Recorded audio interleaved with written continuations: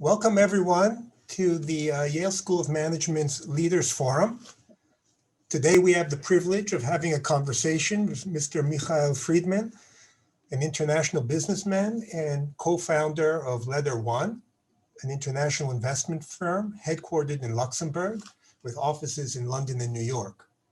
L1 has around $23 billion under management and buys and builds investments in energy, telecom, and technology, health, and retail sectors. L1 also invests in private equity funds.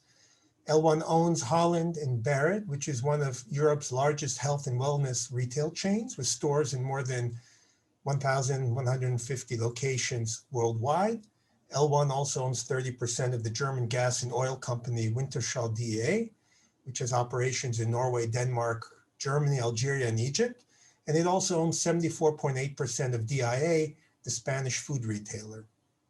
Mikhail Fridman was born into a Jewish family in Lviv, Ukraine, in 21 April 1964, which before World War II was part of Poland. His parents now live in Cologne in Germany. Mikhail graduated from school in Lviv in 1980, where he won school Olympiads in physics and mathematics. And after graduating from university with honors, he started work as an entrepreneur. Together with several partners, he has built private businesses from the bottom up in retail banking, telecoms, insurance, and water. He's a co-founder of the ABHH Group based in Luxembourg, which invests in banking groups that provide retail banking services for more than 5 million people and has about 40,000 corporate customers. In 1995, he and his partners entered the food retail market. They started with a handful of retail stores. The company they created is today the X5 Retail Group, which is listed in London and is the #1 food retailer in Russia with 16,000 stores, more than 16,000 stores. And in 2003, he completed a deal with BP to form the 50-50 TNK BP joint venture, which was sold for $56 billion in 2012. Mikhail is the founder of the International Jazz Festival in Lviv, which is now one of Europe's top 10 jazz festivals. He's an active supporter of Jewish initiatives worldwide, including co-founding the Genesis Prize, which is awarded annually in Jerusalem and has been dubbed the Jewish Nobel by Time magazine. He's also co-founded the Genesis Philanthropy Group, which develops and enhances a sense of Jewish identity among Russian-speaking Jews worldwide.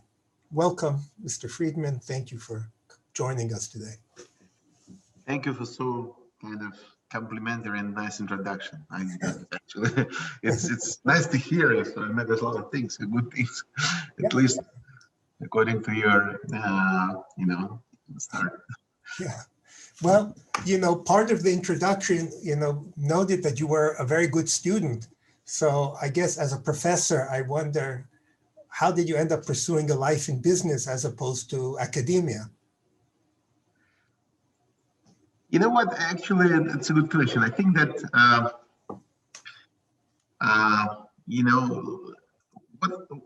what it seems to me you could get from university or from the school even. It's your ability to learn new knowledge, fastly and open-mindedly. That it seems to me the main achievement you could get from education, because the world is changing so fastly. So to be sure that all knowledge you received in a university necessarily will be kind of applicable for long term is impossible. But what has actually happened with the best students, they probably one of the best have to learn new, have to learn kind of new thing. I mean, it's sometimes necessary to sit down and within, let's say, a couple of days to quite deeply understand certain things which is going on in business. Of course, you could not comparable with a professional who would dedicate, all their life. But in business, very often, you should get at least, knowledge, at least superficially, just to make a right decision.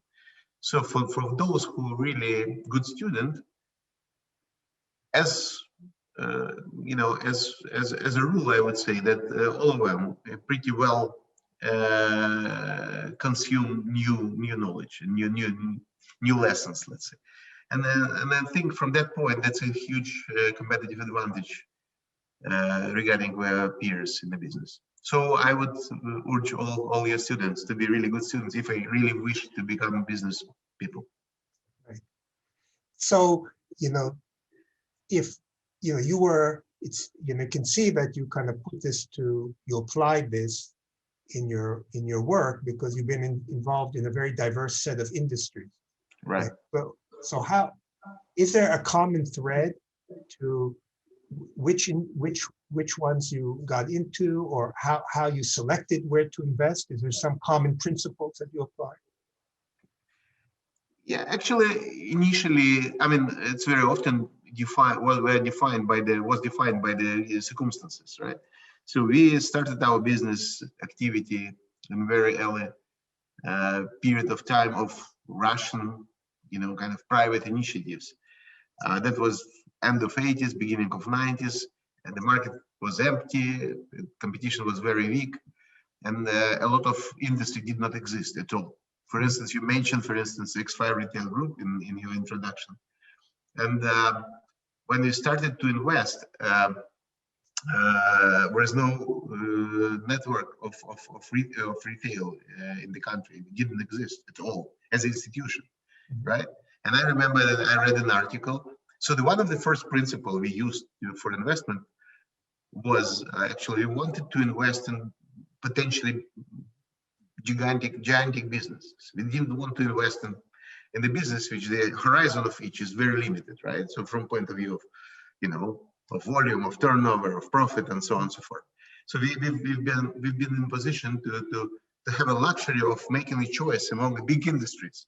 So we invested in retail because I read an article in newspapers about Sam Walton, and I understood that Sam Walton potentially, invested, in retail and became one of the most successful businessmen in the world and one of the richest men in the world as well, right?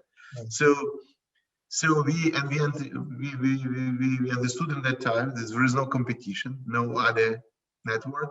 So why we should not try? I mean, it was maybe some already startups in calling these modern terms like startups in that area.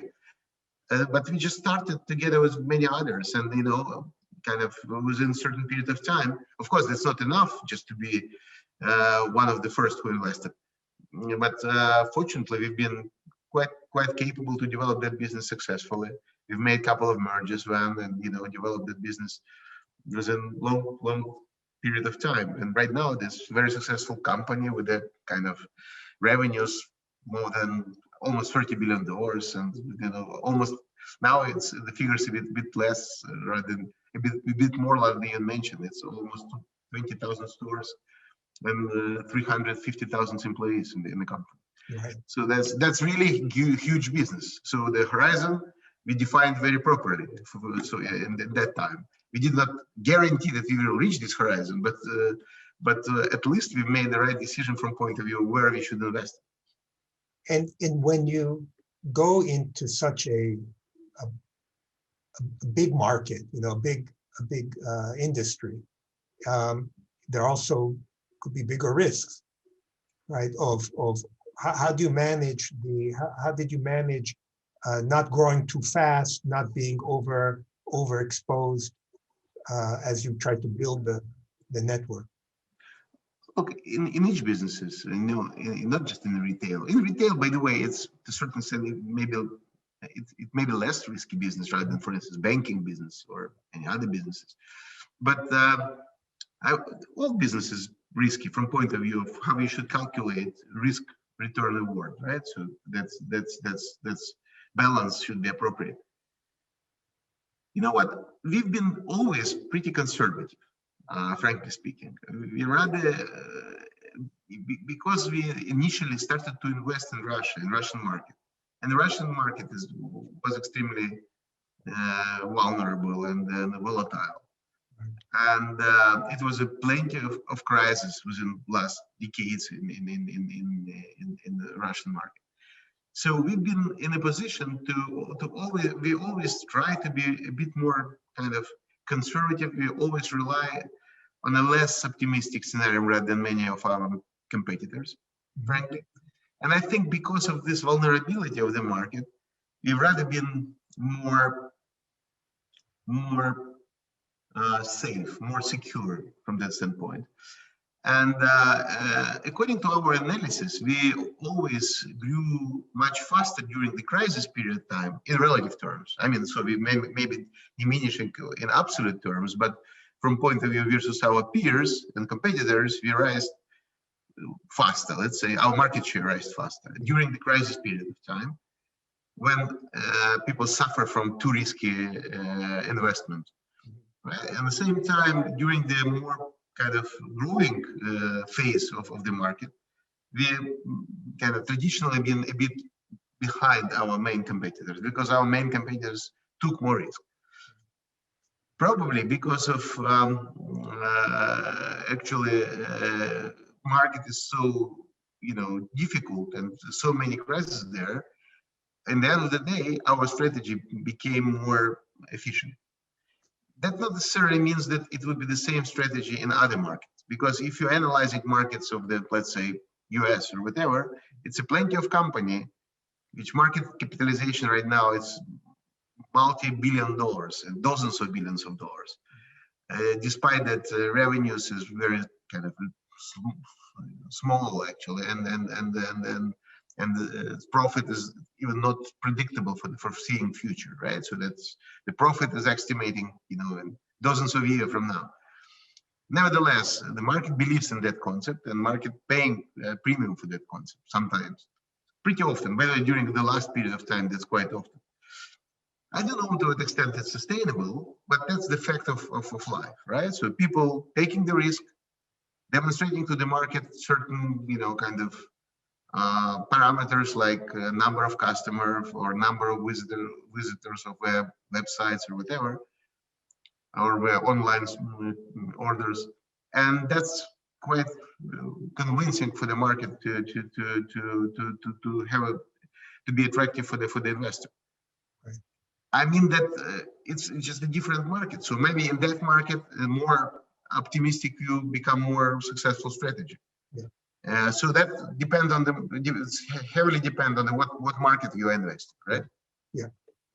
So you've described yourself as a long-term investor, and I see the holdings of LetterOne seem to be large shares of the companies it's involved in. What does it mean in practice to be a long-term investor to you? We always try to build fundamental value. And to build fundamental value, you need the time, because fundamental value, it's a combination of the few components. It's a strategy. So you need to understand, what's the right direction to move ahead. It's a team of people, and team of people, is always, and I'm saying team of people, I mean not necessarily only management, but also board representation, right? So the directors and so on, stakeholders let's call it stakeholders. The key person in management, key person in board, and of course a lot of internal system, right?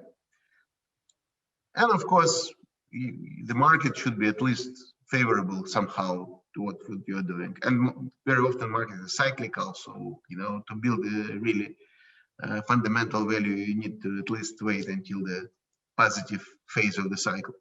Right.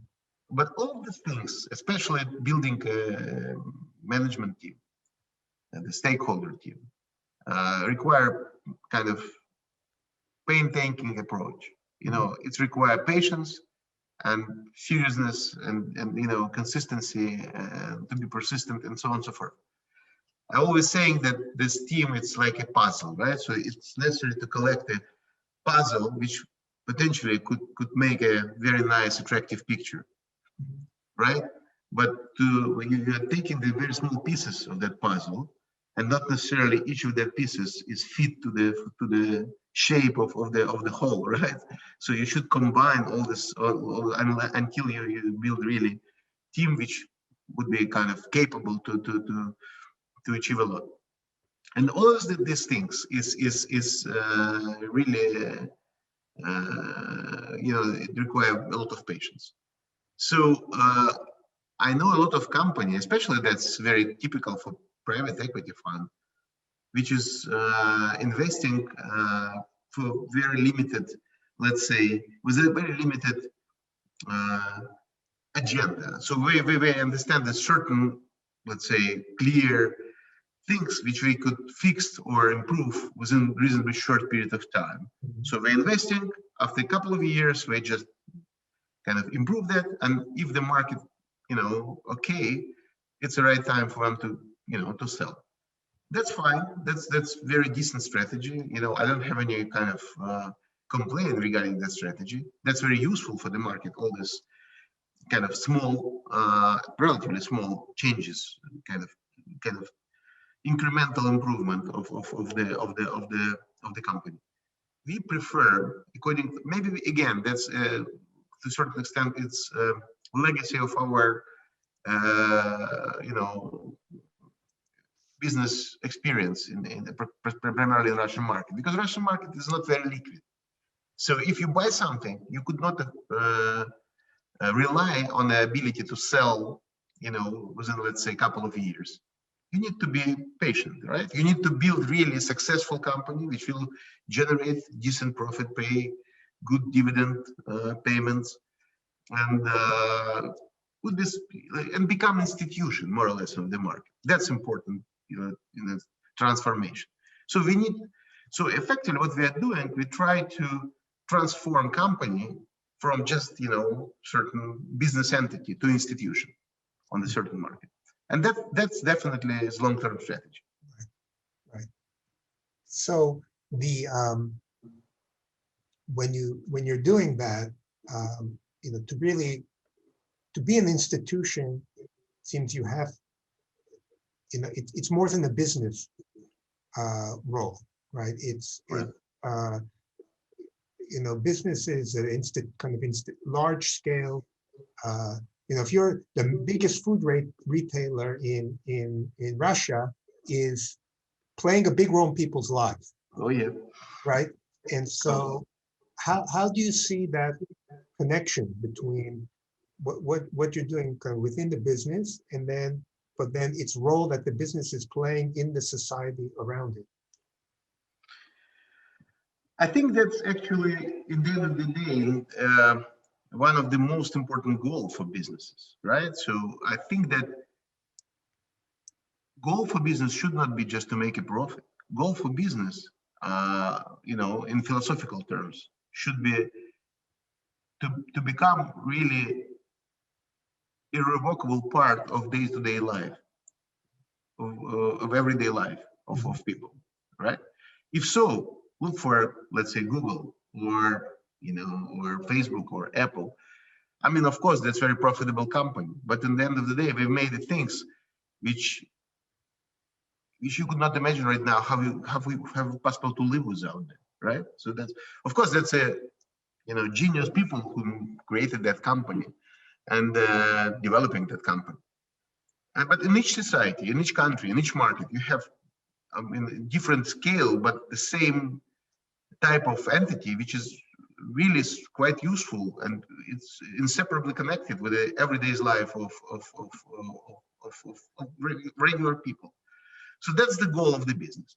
And if you become really kind of absolutely keystone of everyday's life, you inevitably become profitable. And your profitability just demonstrates to what extent you are kind of successful in what you are doing. It's just mathematical criterion of your success, let's say. But of course, in the end of the day, it's either that you create or you develop the business which is really become everyday necessity for people, or not, or you just make some company which sells something and could be you could disappear easily, and next day would be other company. It's also good. It's not possible for each business to become really institution. But of course, I think dream of each successful businessman to build as much institution as possible. So what kind of responsibility comes with that, though? Of course, it's a huge responsibility, because business belongs not to you as even shareholders. Because effectively business belongs to customer. If the business will suffer, I mean, of course, shareholders will also suffer from that. But that would be not from my point, not the most big, let's say,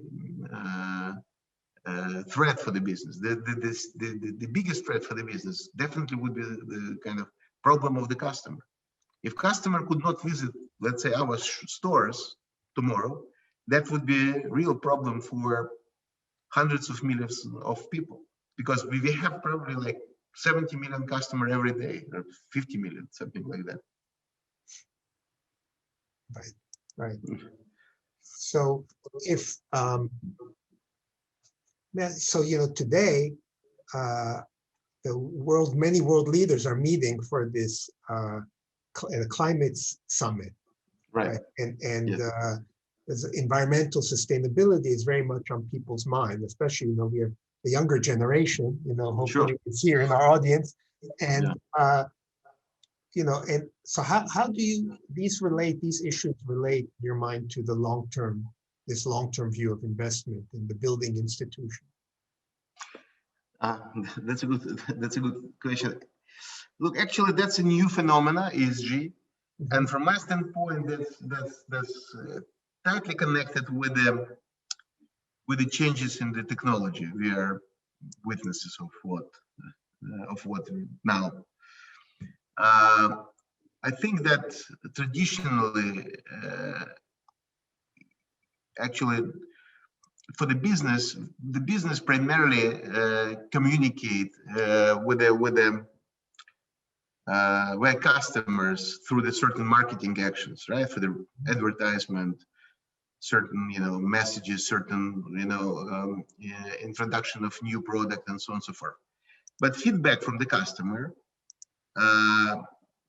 always been quite, let's say, indirect. So afterwards, let's say that the business introduced certain product.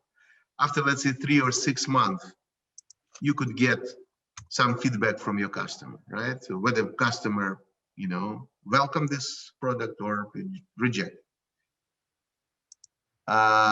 Now, what's happened?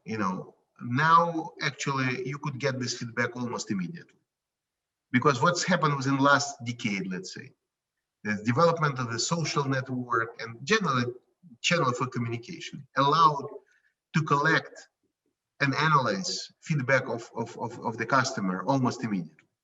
So the style of doing business from that point has changed, because before, the smart people sit there and consider it, what kind of product people will consume better, whether it should be, more salty or more sour or more sweet, so that now you should not make a lot of consideration, because you should introduce any product, and when within few days you could get immediate feedback of the people, whether you like it or not, and you could just change it. And that's changed relationship, the nature of relationship between the people and the businesses. So people have a direct impact to the business. They could immediately express their view.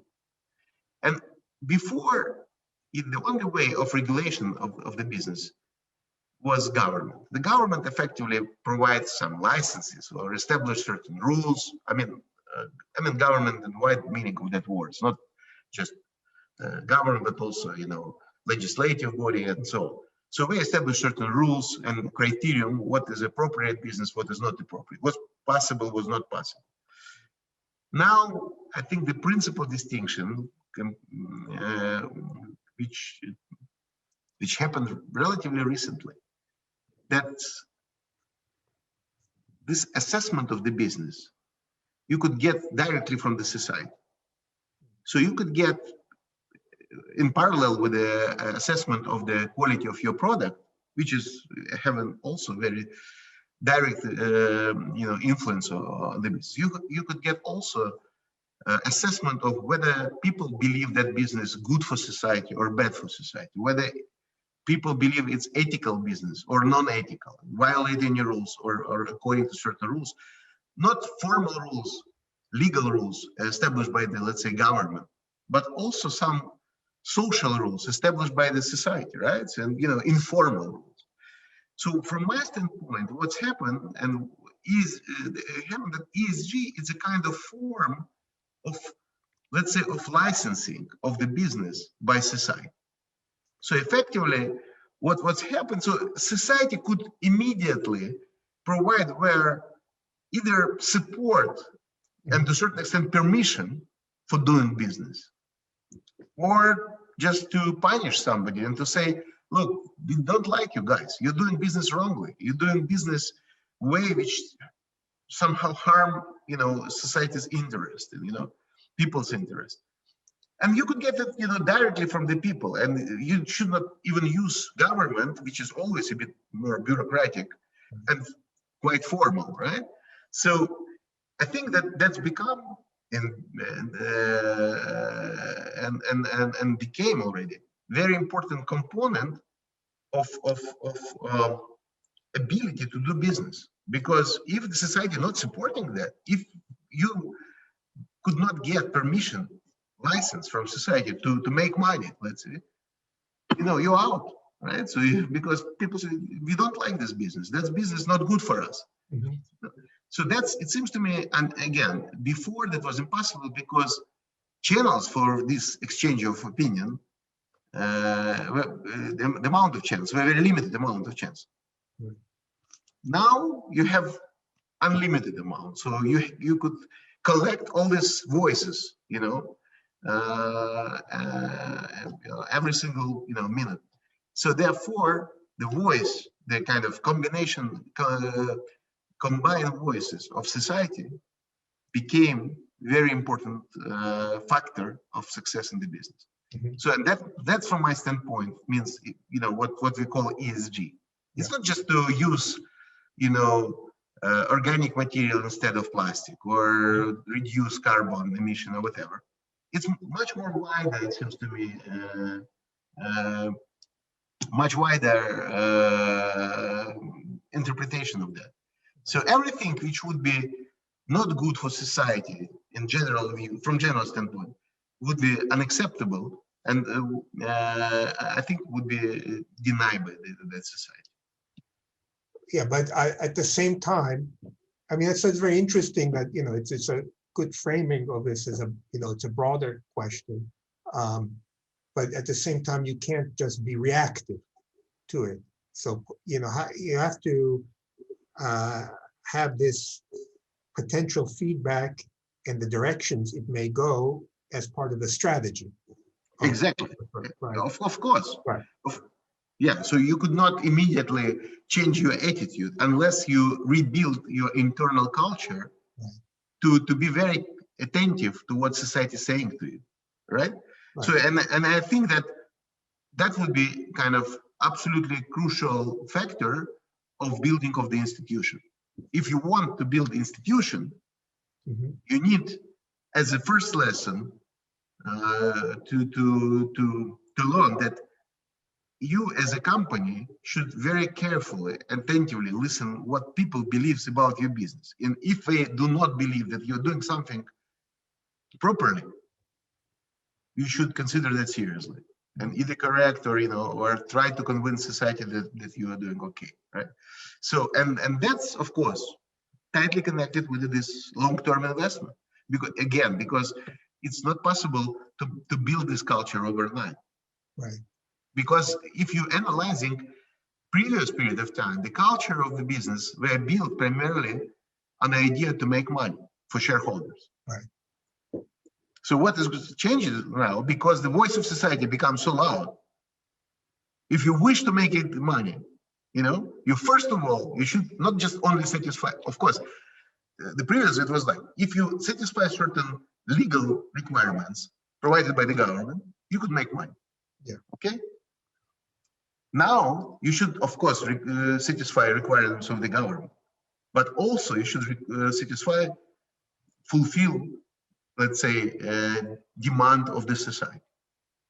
Right. And that will require, of course, steadily, development and building of that culture. Otherwise, it could not work. So, understanding the culture of a country then becomes very important. And, Exactly. you started your business life in it was Soviet Union still then, Yeah. right? Yeah.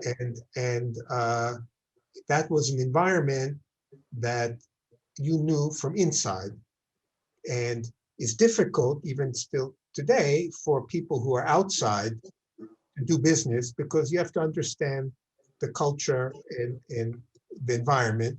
And now you've gone to other markets where it's not your home, but it's new to you. And I see kind of some of the questions some people are asking, I think, relate to this, which is, on one hand, I would ask how, when you approach a new market, new country, maybe in a developing country, how do you approach it to make sure you understand the culture? And how would you recommend to people who want to do business in Russia to understand how to do business in Russia?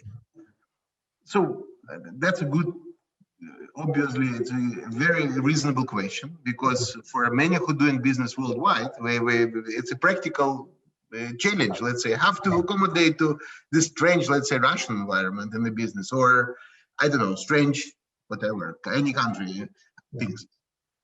It's strange from point of view of outsiders, right? It's very natural for those who are living there, right? So first of all, I think it is necessary to respect this local, let's say, tradition and rules and beliefs and culture and so on. It doesn't matter whether it's very developed country or developing country, emerging market country, and so on and so forth. Anyway, that's a country with their own history, with their own people's belief and culture and tradition and so on. So it's necessary deeply respect. Number one. Number two is, in each business, in the end of the day, the main question is always people. So you need to be respectful. You need to be very, attentive and you need to learn lessons faster, as we already discussed it. That's why it would be good to be good in academic knowledge.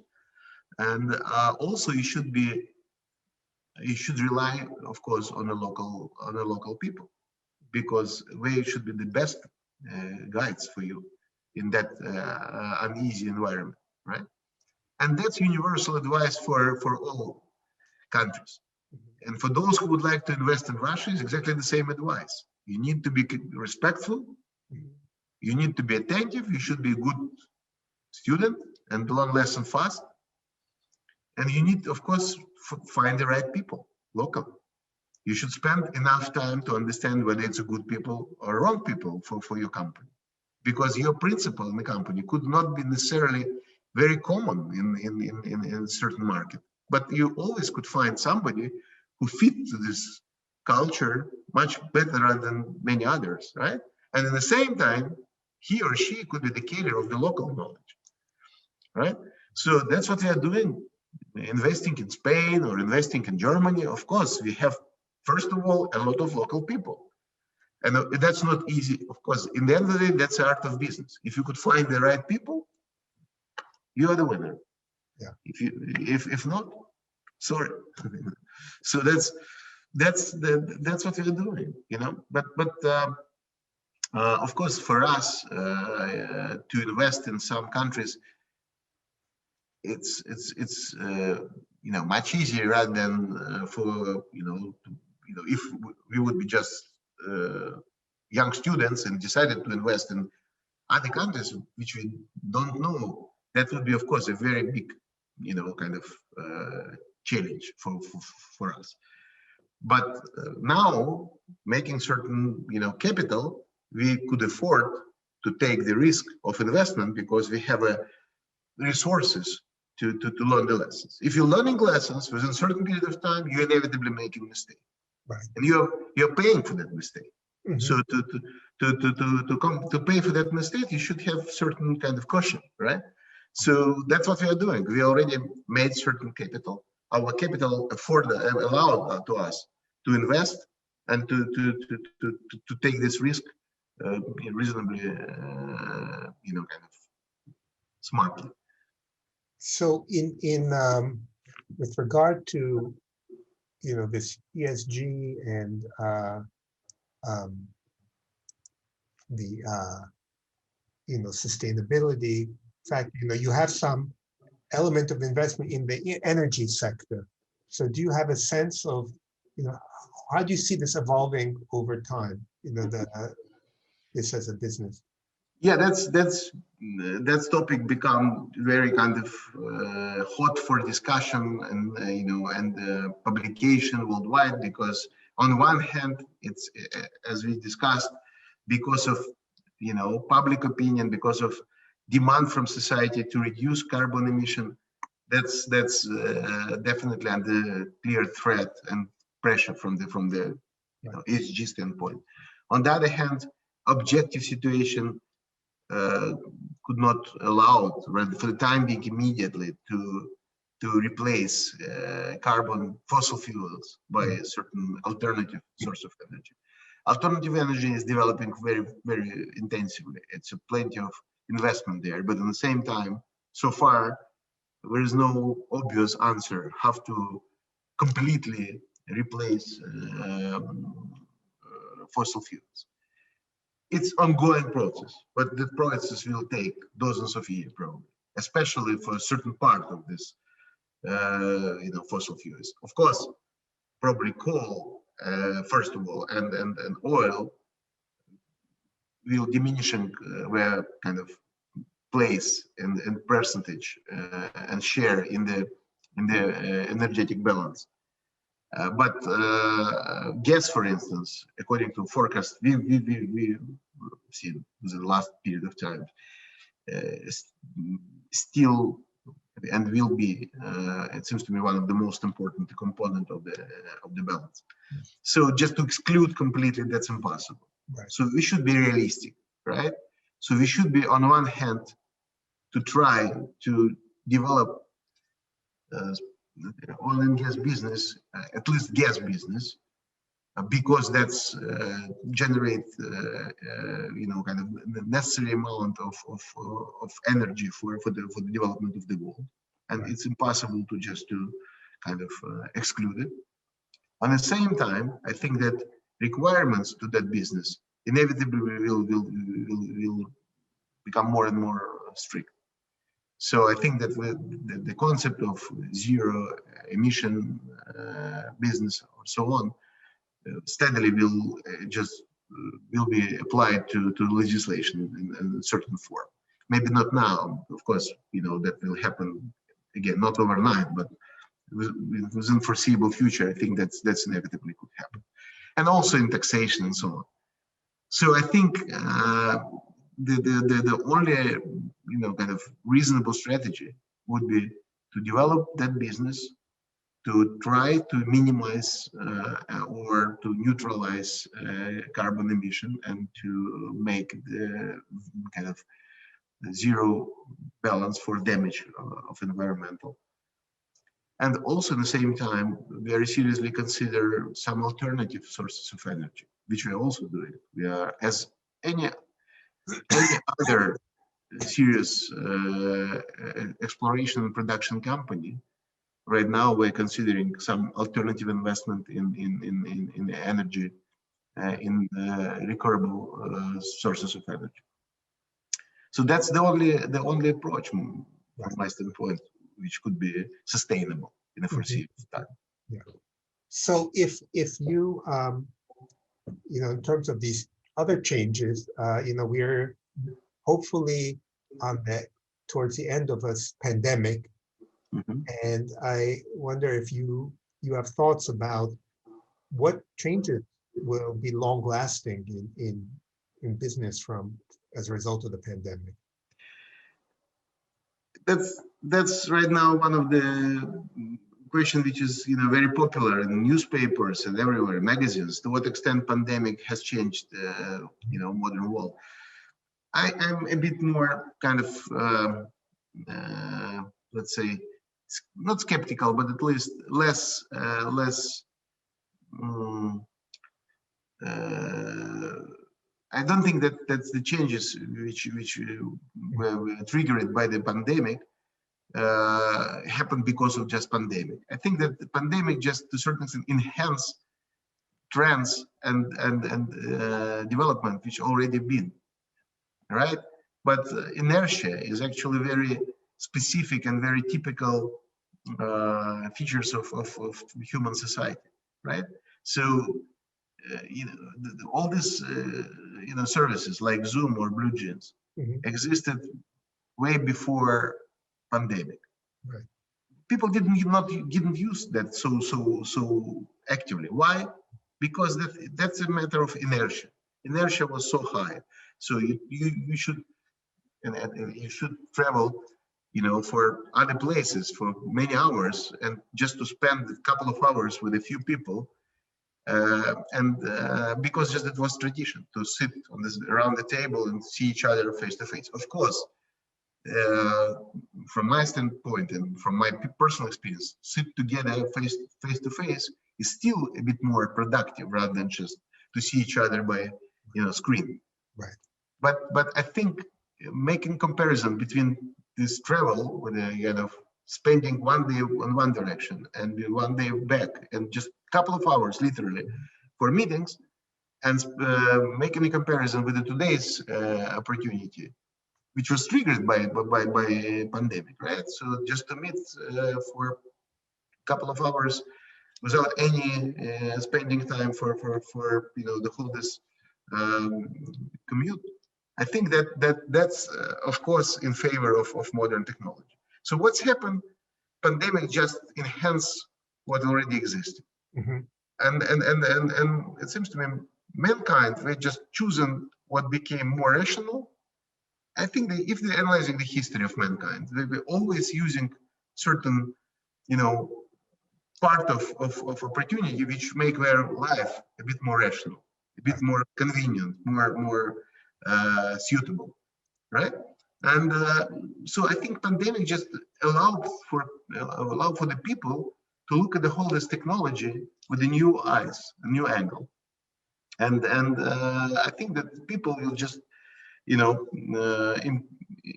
implement all this rational component of the changes. And from the other standpoint, that would be, from the other component, that would be the same. So I think that, of course, that will have a serious impact because people probably inevitably will reduce their presence in the office, and probably therefore they will reduce their number of square feet for renting for office space.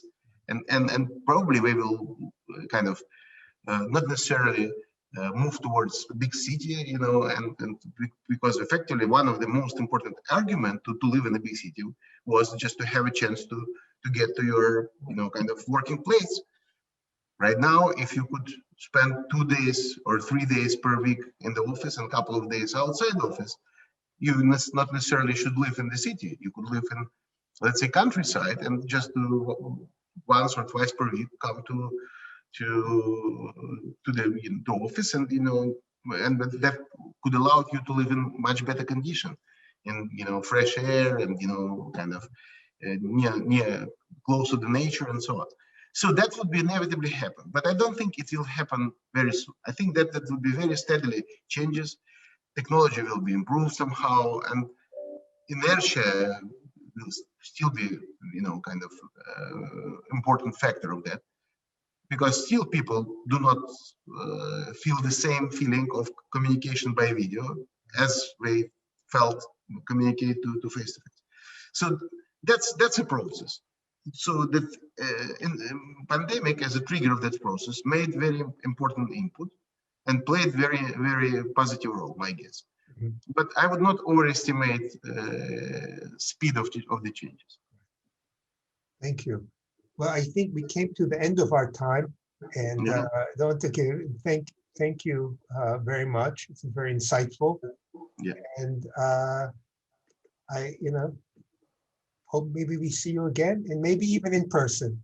Yeah. Yes. Despite of all these predictions. Okay. Thank you very much. It was a great pleasure for me, and I hope to see you soon. Yes. Bye-bye.